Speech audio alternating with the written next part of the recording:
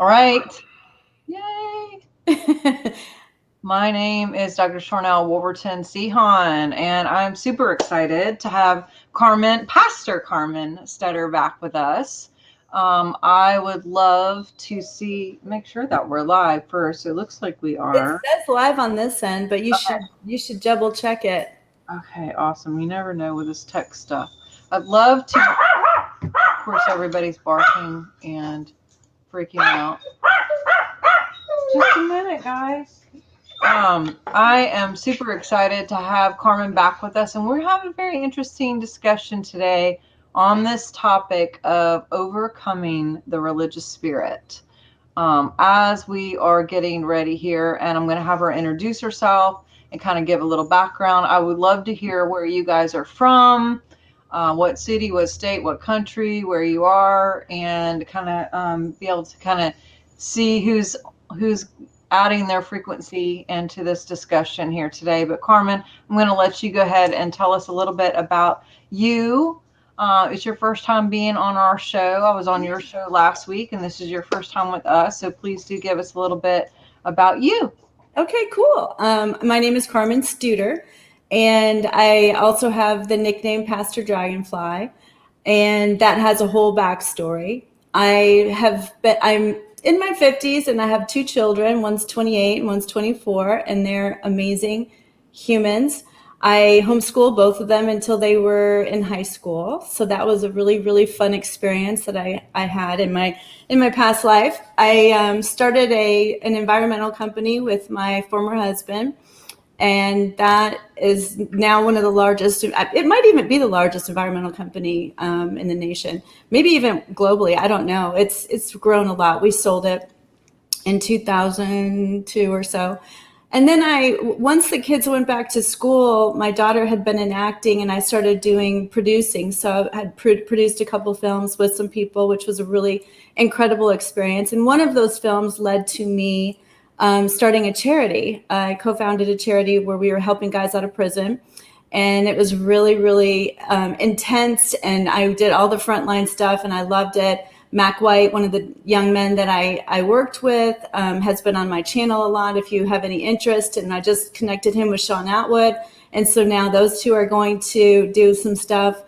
Trying to think if there's anything else. Oh, and then, I started, after what I would consider my dark night of the soul, I started meditation, which is kind of like my magic bullet.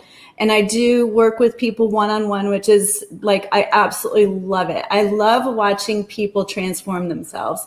And I love being a part of that. It's just an incredible experience. And then I also have started Light Club, which is how I ended up being considered a pastor because I have my own ministry.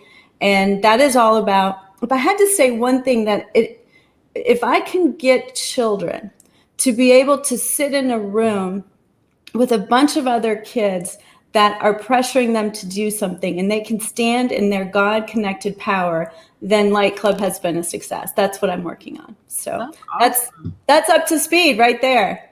I love Light Club instead of Fight Club. That is Yeah. very smart. How cool are you? That is cool. Yeah. First rule of Light Club is don't talk about Light Club. Just be the light. Nice. That is so cute. I love it. Well, I actually was connected to you or got connected to you because you and Michael Jaco Yeah. do a panel together or a show together weekly. And you had myself and Laura and Jenny and Carrie Cassidy on for Mother's Day. And that was really So fun. fun. That was And a great show. we had such a fun, we had such a fun time that I was like, oh my gosh, I have to have you on my show because it seemed like we had a lot of things in common, specifically with a little bit of our journey, how we've kind of interweaved in and out through different things, whether it's pastoring, ministry, I guess I should say, and or just the church versus, they would call it the marketplace. I just call it service to humanity. Whatever it is, it's funny how all these terminologies, even coming up with the title for this, I was like, overcoming the religious spirit. That is an old program terminology that I may have been told or taught before, But for me now, it's pretty much just like remembering love and being in love and being light, wherever we are, and just doing it. But give us a little bit. Do you mind? Because I know you shared your backstory a little bit, and then I can kind of add in some of mine just for people who probably may not be aware. But I would love for us to be able to jump in a little bit to your side story of what that means as far as religion versus Spiritual. God being light club. Oh yeah, for sure. And so basically what happened with me is I grew up with parents who were very anti-church. They grew up Catholics and it was force-fed, and who knows what happened, but for whatever reason, neither one of them had anything to do with it. So the only church I experienced was with my grandmother. And I thought it was about the most boring thing you could ever do. I remember bringing books and having my feet up on the pews and because I'm ADD as heck. And so if I'm reading a book, that's really bad. Especially as a kid. I got the reading of books after 25. But so then I go through this, period of time where, I didn't really have religion in my life, but I was always very spiritual. As a matter of fact, I believe that I was one of the original people here to hold the anointing of joy. Like that was my thing. And my dad used to always say, my God, this girl doesn't hold a grudge. She's just always happy, And so long story short, over time, I became more and more spiritual after my mom died. And that got me, looking at that Gary Zukav book, The Seat of the Soul. And then that led to the next thing and the next thing. And I don't know if you've ever heard of Byron Katie. She wrote The Work, and she's been on Oprah, and she's a pretty big deal, guru, lovely woman with these crystal blue eyes, and she had an experience with angels. And so I started working with her. We had her come into our business, and she would work with everybody. And she and I had a conversation one day. She says, yeah, they even say that in the Bible. And I thought, isn't that interesting that she's using the Bible as the benchmark? So then that led me to the Bible. Next thing you know, I'm at church and I'm, leading Bible studies and doing, that whole route, and was very committed to our church and until I got my divorce and was not treated. Not even one person called to see how I was doing. And we were friends with, the people who ran the church. And so that was kind of a wild experience. And the same thing happened at my kids' private school. So that put me in a totally different no man's land, which now I know is perfect. And it was the very thing that led me into meditation and radical self-care. And so those things all benefited me, and they're part of what I have to be able to have within me to be able to work with somebody. I had to have overcome any and all of those things, whether it be sickness or relationships or money, whatever it was, I've done it. So that's kind of how I've gone up and down with it. And now what's so crazy is I have gotten to a space where I can hold and will have chills for hours. I'm so connected and feel the spirit around me that that process actually led me back into the Bible again. And so, I feel like there's this mountain that I'm going up, and I think that everyone has their own path. And I really just bless everyone where they are, because I know that sometimes the worst things that I was doing were the things that led me higher, faster. Yeah. So totally. Yeah, I am totally with you on that whole circle spiral thing. And that is just beautiful. I love hearing that. Yeah, and just for the record, like those of you guys watching, we have like Central Texas here. Hey, Chris, and we got Minnesota here. We have Tennessee in the house. Hey, Joe. We have, oh my gosh, James. I haven't seen you in a while. How you doing, James? Look at his cute girl. Girls. He's got two cute girls. We have people from all over Nebraska and Canada. I just want to say, for the record, we are not saying that every church is going to bash you for being in a divorce. I just want to make sure that everyone is clear, because people are people, and everyone is different. And back to just the whole church versus marketplace.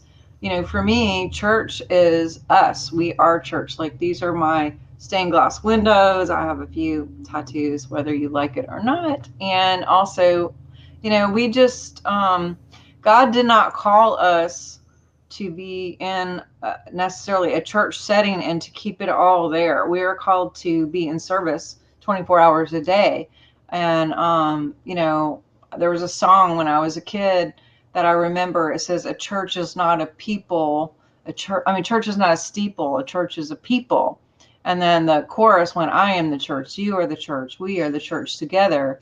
And that, I don't know why that just kind of ingrained in my programming. And between that, God so loved the world.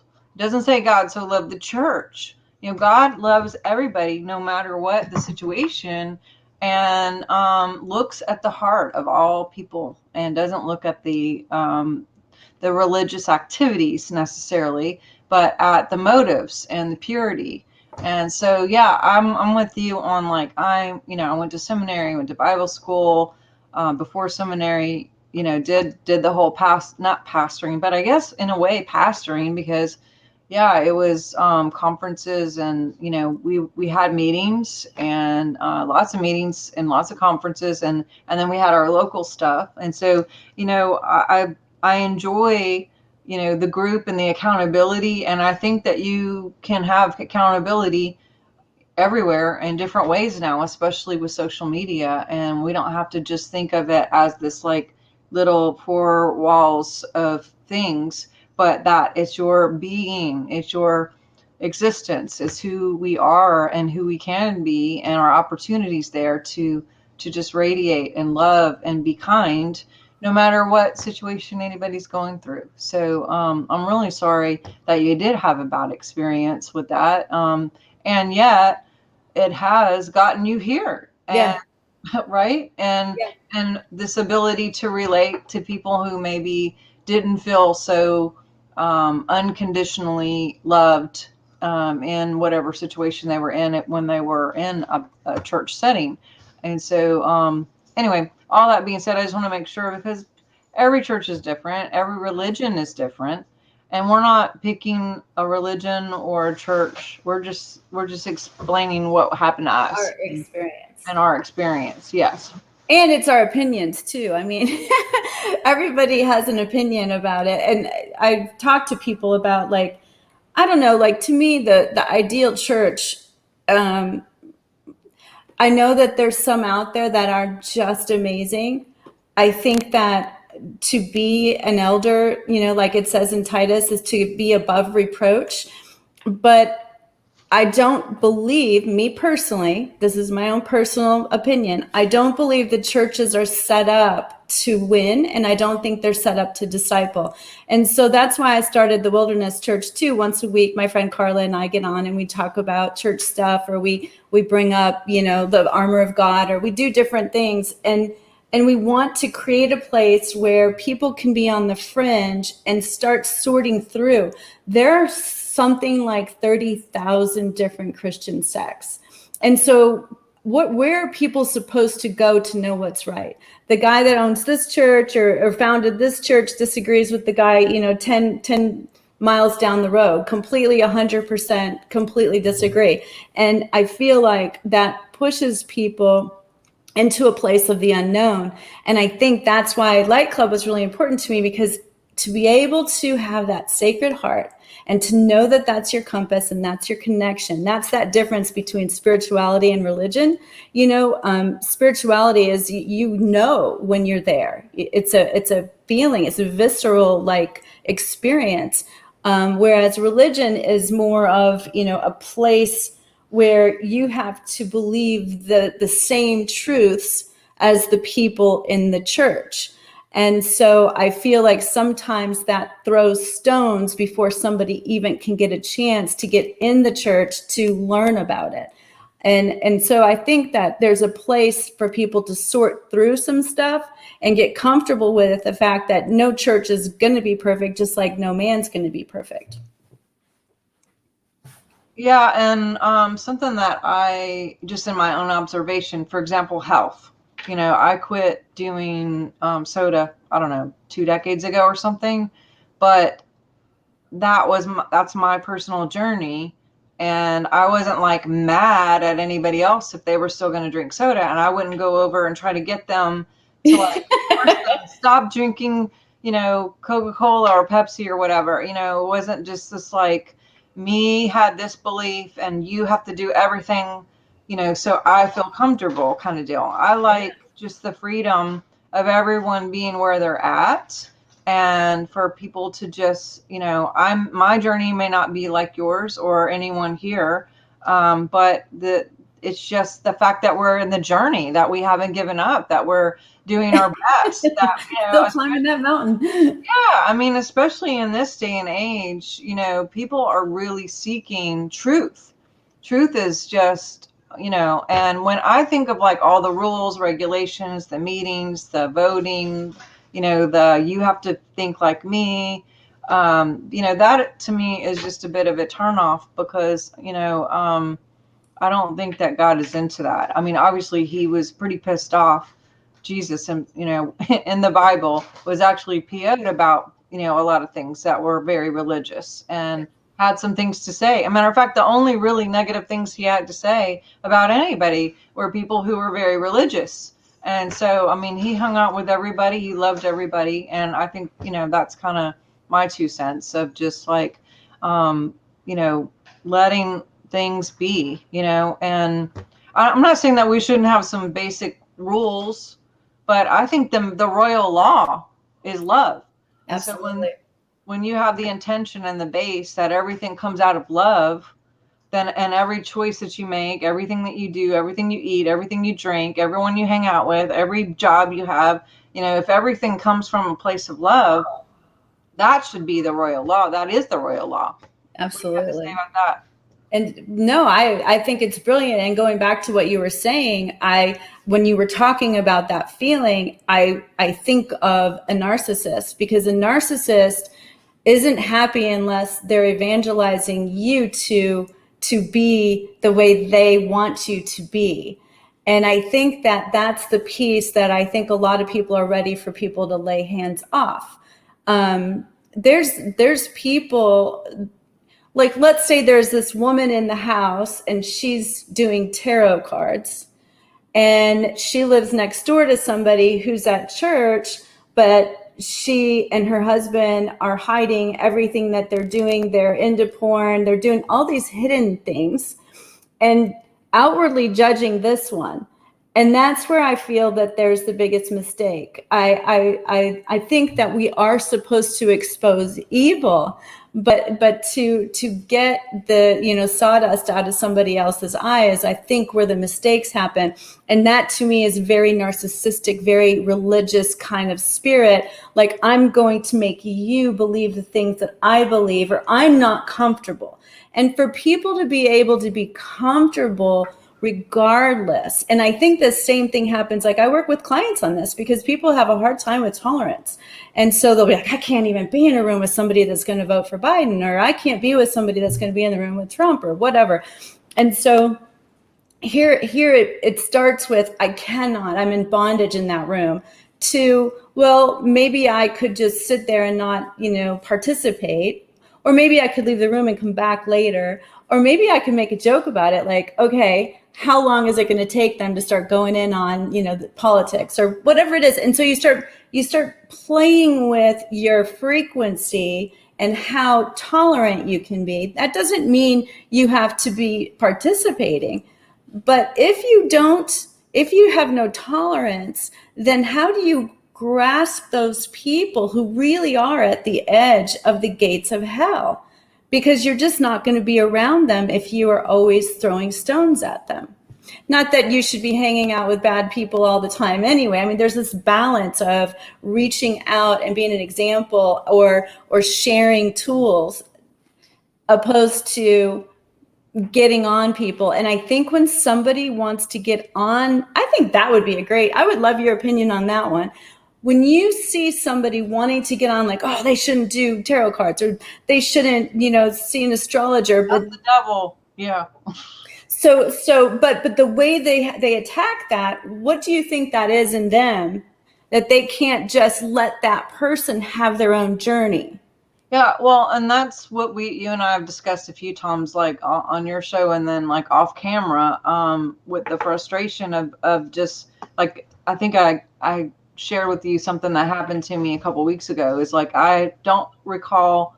I think I was talking about UFOs and aliens, and yeah, someone contacted me privately and was like, I'm just wondering what your idea is on UFOs, because I've seen several videos that you have about UFOs and aliens, and wondering what you think about it. I'm like, well, obviously you know what I think about it, because you just told me you watched the UFOs. So what was her angle? What's the point? What is she asking? What was she really asking?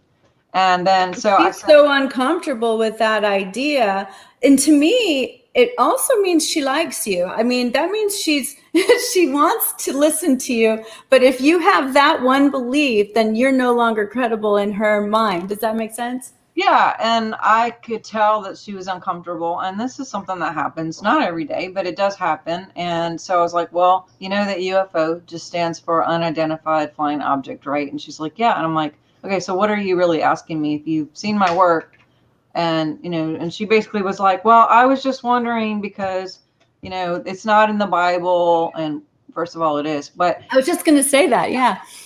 Her thing was, it's not in the Bible, and I've been following you since 2004, and it just seems like you're kind of going off into the new age. And and I was just like, okay, I'm listening, and I'm open to whatever. I'm not gonna get PO'd and like block people over stuff. She did go privately to me in this message, and I said, I'm just curious, like, what Bible are you reading? Because not necessarily, whatever. That's a whole another thing. But in like, why are you worried about it? Because she said something like, well, I'm just worried about you. That's what she said. That's what really got me. And I was just like, why are you worried about someone that you don't even know, that you just saw on Facebook, that and she's like, well, I've been following you since 2004, and you sent me a message in Facebook once, and or responded to a message. And I was just like, and that doesn't make us friends, and that doesn't mean I'm accountable to you. And why are you spending so much time worrying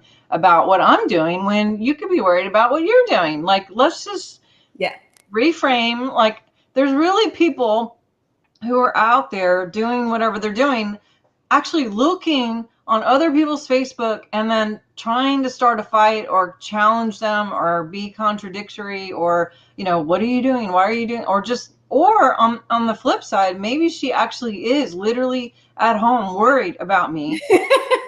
Which is very nice. Which is nice, but sad. Like someone, like thinking, strangers at home, so worried about DrSharnael. Like, right. That's really what you're worried about, is like, that seems strange to me. That and I try to remove all worry anyway, so let alone somebody else's stuff. It's just absolutely not going down somebody else's. And that's the part that I guess I want people to be relaxed a little bit, because there's too heavy of a burden for them to feel like they have to be the one that calls something out all the time. And let me tell you, have you ever heard of an egregore? I think that's the correct word.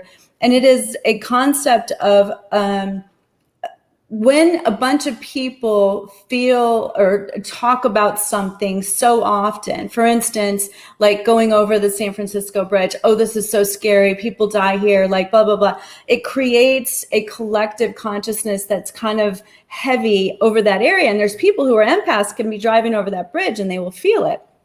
And I have a friend who's a really good Christian, really strong, really sweet lady, but not judgy. And she started learning about these things. Now, that would be considered New Age, to start studying something like that, or occult. But she now knows the danger, that the very thing Christ was trying to talk to us about, you reap what you sow. Like, really, like we talked about last time, guard your heart, be aware of what you're thinking, because there is this power to create other things. And the church is, in my opinion, in Carmen's opinion, not DrSharnael's, the churches don't understand the importance of understanding spiritual warfare to this level. We're talking about creating things that are so big that the collective is involved in it. That's why I really work on my anointing is the anointing of gladness. And for me to hold that frequency so much and so comfortably that when people are in my presence, they get to enjoy or swim around in that feeling. Just like when somebody's around you, like I could not believe like how much fun I had with you and how I learned from you. And there's not a lot of people that I learned from. I'm not saying that in a bad way, just that I've heard a lot of the same stuff. And it was just such a delightful conversation. And so I got to swim around in your intelligence. And that was really fun for me. And to me, to be able to say, guess what? I was watching DrSharnael and I'm getting all of this from her. I don't sit and go, there's one thing I didn't like about that. Do you see what I'm trying to find the thing that's wrong versus just relax, calm down. Like, take out the good thing, pick out whatever, what you do like you said. I think there's sometimes a fear too, of like, like you mentioned that, like, I can't be in the room because that person was talking about the other president or whatever. Like, right. But think too about the whole, the teaching is, oh my God, I might get a demon or just, even this saying of new levels, new devils. I mean, that is a terrible program. Like, how about, how about new levels means new levels, like that you are in a more powerful position and have more angels to do better things that are just now at your assistance there, but that whole scripture that goes back to greater is he, which actually means he, she, they, them. If you look up, and that was another red pill for me. I was like, wait, the Bible, it mentions God and it actually says he, she, it, them, they. It's like, talk about, I don't want to get into the binary thing, but anyway, it's like there is no like gender on energy, on source code. And so, I mean, there are different aspects of who he is, Elohim and, the full blessed breasted one, and probably that's a more female, but anyway, going back to, we can't like catch something if God is so powerful in us. We're the ones that are overflowing and hopefully activating and causing others to be activated into their light, their portion, their God self, versus like in this, like, I don't know, defense mode where you're like always worried, guarding again, that protection, like, don't get on me. I might get a bad vibe. Maybe I shouldn't get a massage because, I've had people who say, oh, is Reiki, oh my God, I'm scared to go to Reiki, or I'm scared to get a massage because what if someone touches me and I get a demon or whatever. Yes, there can be a transference, and Reiki is just prayer and energy of what the disciples actually did. And yet, if you come into it thinking you might get something, you probably will walk away with that because you just created like a lower frequency in your biofield to be able to catch whatever. So if you think it, you already got it and you don't even need to go anywhere. But, were you taught that too, of like, just like new devils? I wasn't. And I think that a lot of that came from me not being young. I was in my 30s when I started going to church. And so I think that I was in like typical women Bible studies, things like that. But I also like rewinding again to the trusting God thing. When you're talking about trying to fix somebody else, you're literally saying, I don't trust God's plan for that person, so I'm going to go ahead and push them a little bit further. And that's the only caution that I'm saying, is you might be actually pushing them further. And if you do it gently and with lots of grace, then it's probably of God. But if you don't do it gently and not with lots of grace, then it probably isn't of God, if that makes sense. Yes, we got, yeah, to me, that's manipulation and control. And if you're having to try to force someone to think like you to feel better and be more comfortable, then that's no different than any control or manipulation, which is witchcraft in the Bible. then so it's just about letting people be for me. And I was talking about this earlier. I actually had a dream years ago, because my spiritual mentor, Bob Jones, he would call me he would call me a terrorist to the law. That was his little nickname for me. And I like it. yeah, I mean, I think of it now. Conscious language is probably not the best choice of words to call terrorist. But yeah, and I don't know. I wonder if that blocks me on like some YouTube thing or something to say the word. I don't know. But yeah, in the dream, I was like in a vehicle. It was a fast car, but I was in the passenger seat and no one was driving.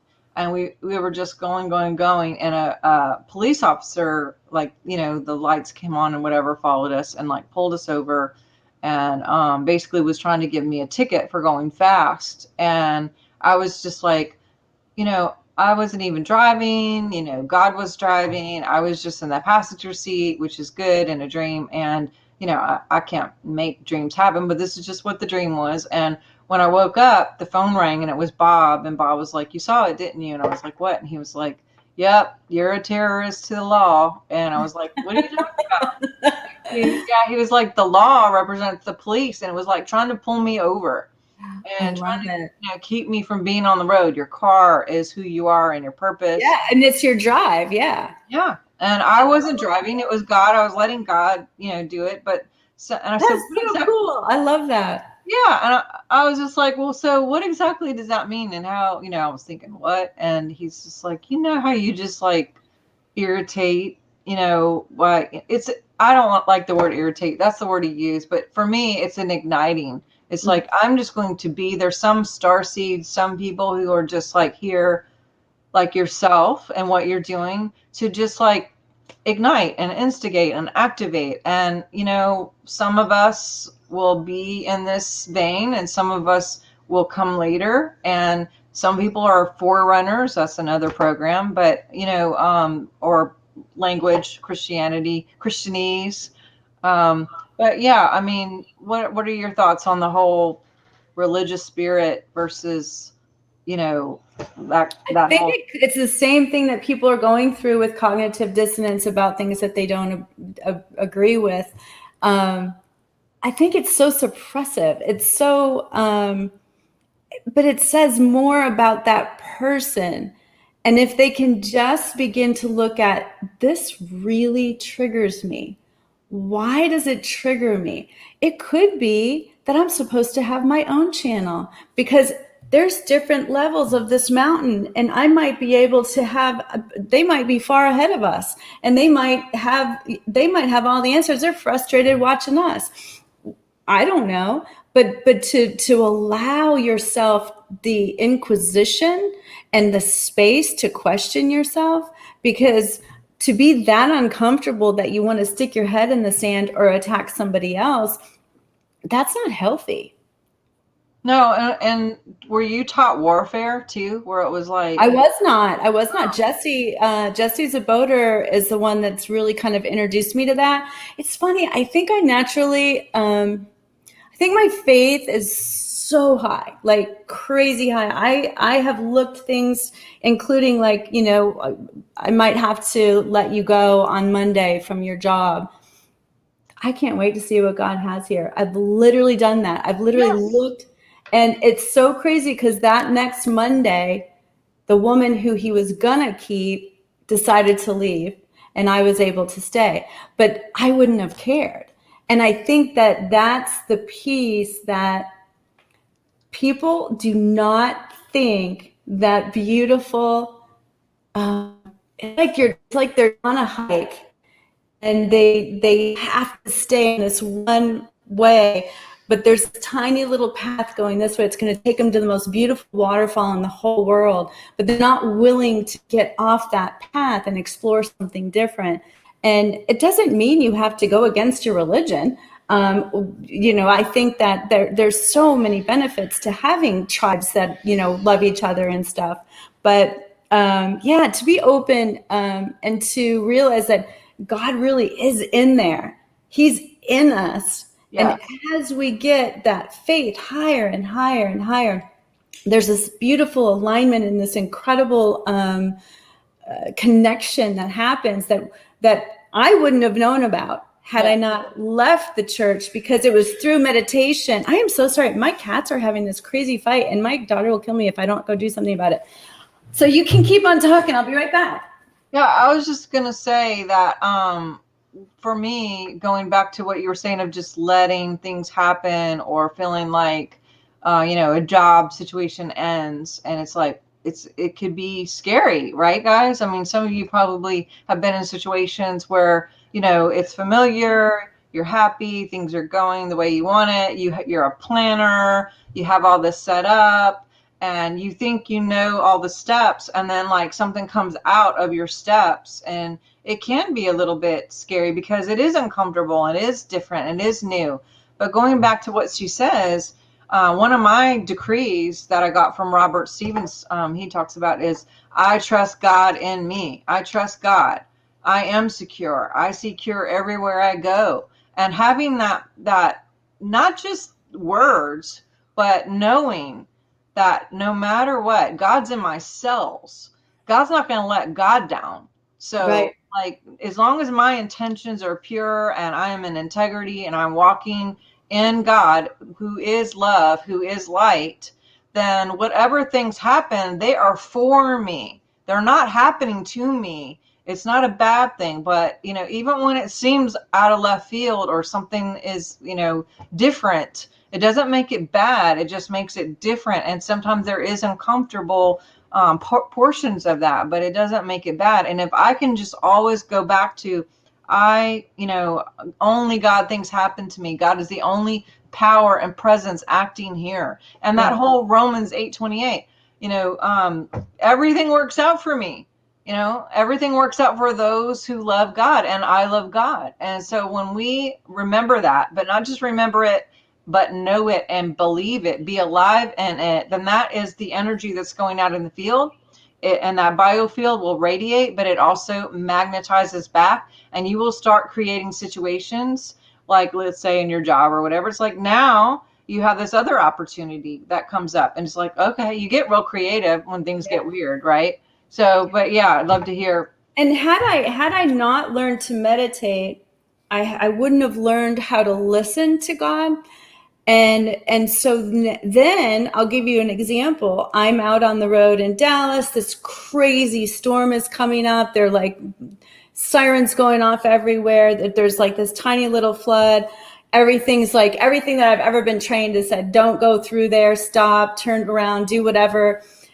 And I just instead went in, and I was like, okay, do I go straight or do I stop and turn around? And God said, go through. And I went through, and I was fine. And it's so wonderful to have that. And the old me that had Bible study and all the stuff, I had the religion, I hosted parties, I hosted Bible studies.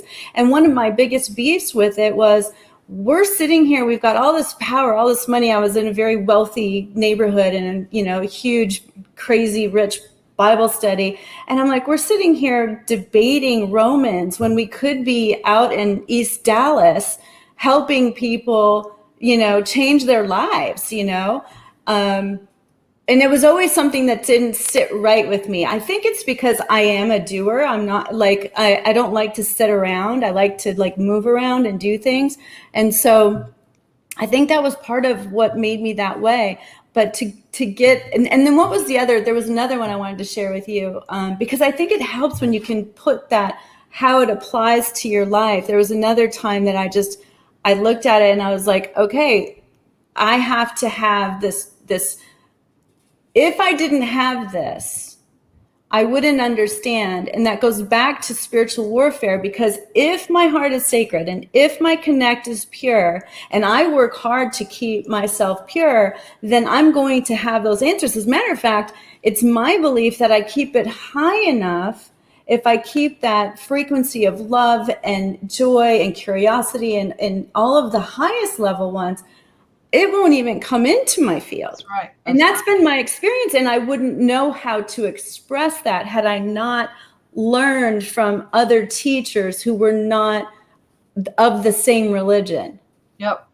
Yeah. And it goes back to what you were saying about holding space. It's like when the whole field is completely full of love, then that magnetizes love situations. And we can have different things where we have little hiccups in the biofield or whatever. But when those things show up that are less than love, which is sin, that's the actual definition, is something that's less than love. When we have a pattern that shows up, if we can just embrace it and go, okay, what is that in me that created this? Or where is this going to go now?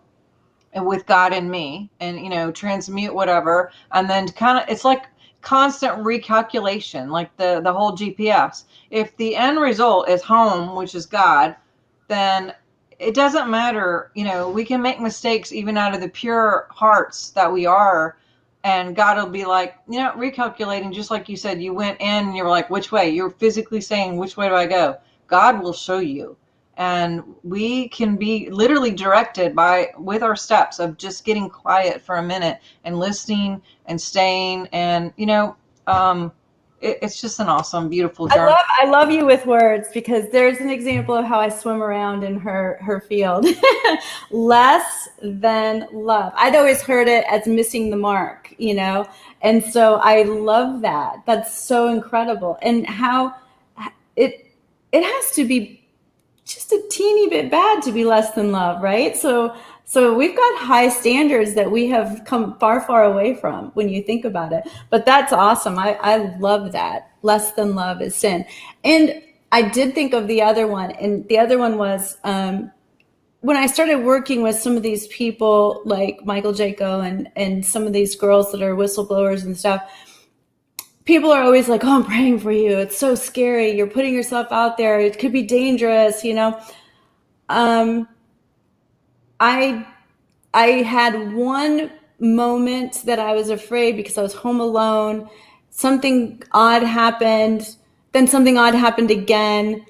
And I found myself in that uncomfortable feeling that I used to have when I was younger, before I had this kind of faith. Anytime it was nighttime and I was alone, I'd be like, whoa, like bad guys are coming.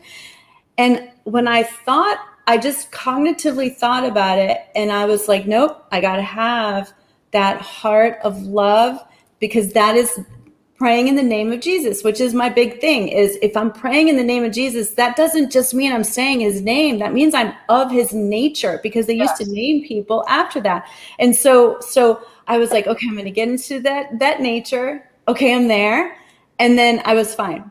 And I do believe that is my protector. And same with, people get afraid. People are so afraid of, the electricity going out, food going out, gas going out, whatever. If you can stay in a really reasonable space, things will open up that you will not even, because you couldn't possibly prepare for everything.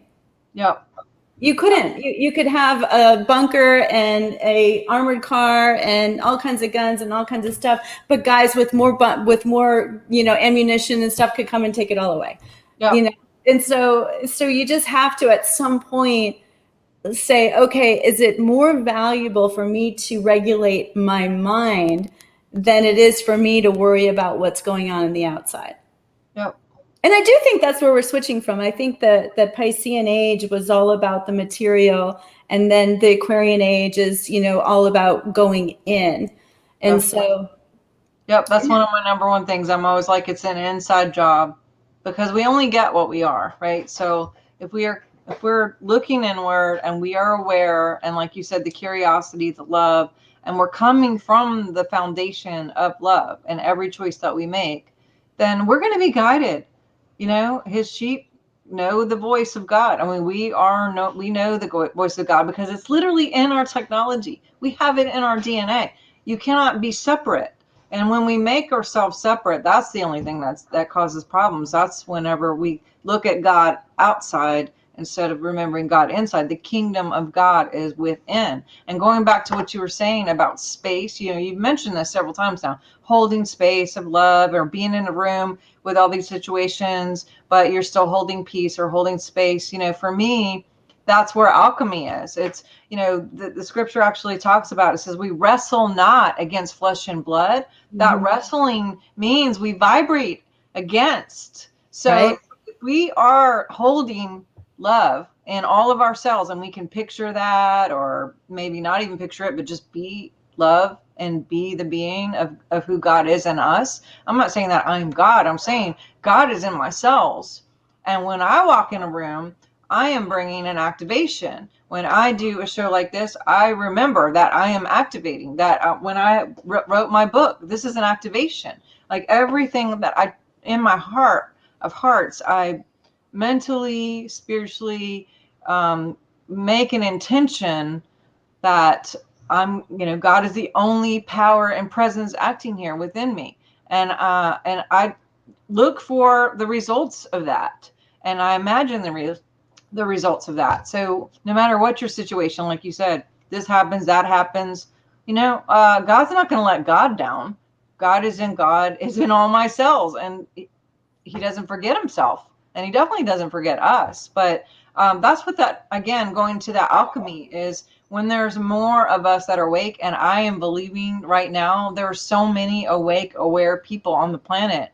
Yes. There's so many activated that is actually uncomfortable, I think, on the planet to some people, because this activation, because of this upgrade that's right here, before us. And Right. so I literally feel like I live in a different world than everyone else. And I sometimes get tickled by it, I'm just like, oh my gosh, these poor people are just so afraid. And I just don't even remember what that's like. I don't remember it. It's wild. But it also, I'm sitting here listening to you talking about how you are this code, and you've got this book.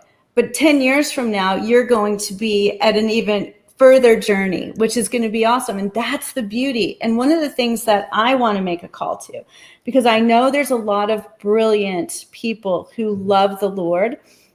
We're called to become prophets. The greatest gift is the prophet, and to work towards that, to understand what that is. And I think that we've lost prophets money with profit, because it used to be that, like, when you think about, like Moses, he was a prophet, but he was also the pastor of the church. He was the one that was leading everybody and feeding everybody and doing all of the things.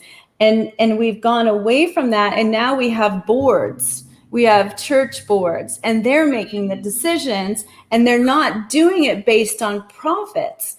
And let me tell you, I believe there's going to be an unleashing that will be unbelievable if people can begin trying to learn about what a prophet is, and how to, and I'm not saying that everyone has to go for it, but I know there's people listening to this who are resonating right now and like know that they have gifts. Find out about it, because we need you. We really do. yeah, I don't have it. I mean, I get stuff, but I'm not 100% accurate. Well, but God is in us, and God is accurate, and God is love, and God is the highest prophet, the highest scientist, the highest doctor, all of that. So it's a matter of activating our own code to remember, meaning to remember, and meaning come in alignment with God again. And then it's there. And as we seek ye first the kingdom of God, where's the kingdom inside of us, then all these things will be added onto us. And so for me, it's just doing what I feel like I'm supposed to do, moment to moment to moment to moment to moment. Will I get it wrong? Maybe. Will I get it right? Probably. And it's just the experience, the movement forward, the knowing that I'm activating, that I'm learning. And you're right. We will be different, and hopefully tomorrow, let alone 10 years from now. I mean, we're new moment to moment to moment to moment to moment. And yeah, I can totally remember looking at some of the things that I believed even 3 months ago and going, gosh, I can't believe I believe that. And now I'm here, so it's fine. And also, I think it's getting quicker. I don't know if you've observed that, where things are going faster. And so I have a love for people who may not have been believing what I'm believing now, because there may have been a time when I didn't believe it either, and or I may have even taught it. But I'm okay in my evolution. I'm okay as I move and as I grow and expand in God love and just the freedom of who God is. And I mean, even the he she thing. It's like I remember looking that in the Bible. I don't know why I was inspired to just look up what Oh, I know. Ariana Grande song came out, and you want to talk about being triggered? She's got a song called "God Is a Woman," and I was just like, I can't listen to this. It just bugged me. And so, just an example. And I'm not saying she's great or not great, but Right. it caused me to go in and go, what does it say in the Bible? And I looked it up in the Hebrews, the Greek, and I'm like, what? It actually says he, she, it, them, they. I was like, okay. And when that happened, I'm like, okay, I feel better now. And now I have to go back and explain to everyone and say, hey, I got that wrong. But look where you can look for yourself and just read, teach and explain. And, it is what it is. But we're all hopefully remembering and expanding and being all of who God is in the moments that we have, and hopefully making a difference. Yeah. And on earth as it is in heaven, because that's the piece that I think people, they're having a hard time bringing it down. They can imagine it. They get hyped up when they're listening to somebody that's speaking the truth. It resonates with them. But to actually not worry about their child, about their finances, about their health, or to see through something all the way, like I keep picturing all these children being saved. I keep picturing all of these whistleblowers coming forward. I just hold that vision because I know the power of it. Yep. And so to really begin earthing these things is going to be the fun part, really. People think it's scary to let go or to, surrender. And it's not. It's not scary at all. It's kind of funny when you think about it, because basically you're surrendering to God. Just accepting God who's already in your cells, and you have the technology. So, I mean, how is that scary? God isn't scary. God is. That just gave me chills. Woo! Yes. Well, I know we got to wrap up. Yeah. Thank you so much. Yeah, I do have. There's Diana Myers is in here. She's asking if we are familiar with Kim. Kim Clement was actually a spiritual father for me. I traveled a bit with him over the years. He was one of my first teachers. Him and Graham Cook did a training, and so yes, Diane, I'm very familiar with Kim. He's someone that's very, very dear to me. I remember I know exactly where I was when I got the phone call that he had passed. And so, and yes, I did see him in New Orleans and multiple places, California and wherever we went together. What a gift. That's so cool. Yeah. You're familiar with him too? Oh yeah, absolutely. Yeah. And the two presidents thing too. Oh no, the two presidents and a lot of the different things, with Trump, it's been pretty interesting. Even, that's the thing, going back to words, is words still have power, and he's, ascended, and yet that is still happening. We're still moving, and we're still very much connecting to him as a person and what he left here for us. And actually he's still here. It's just another dimension.